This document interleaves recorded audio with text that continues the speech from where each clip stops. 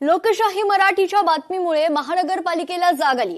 जुहू चौपाटीवरील कचऱ्याबाबत सहाय्यक आयुक्तांना पत्र आहे। महापौरांचं सहाय्यक आयुक्तांना पत्र असल्याची माहिती असून पालिका प्रशासनाला आता तातडीनं कारवाई करण्याचे आदेश देण्यात आलेत। जुहू समुद्र किनाऱ्यावर पसरलेले कचऱ्याचं साम्राज्य आणि महानगरपालिकेचा सुस्त कारभार याबाबत लोकशाही मराठीनं गेल्या 21 दिवसांपासून सातत्यानं दणका देत प्रशासनाचा बुरखा फाडलाय।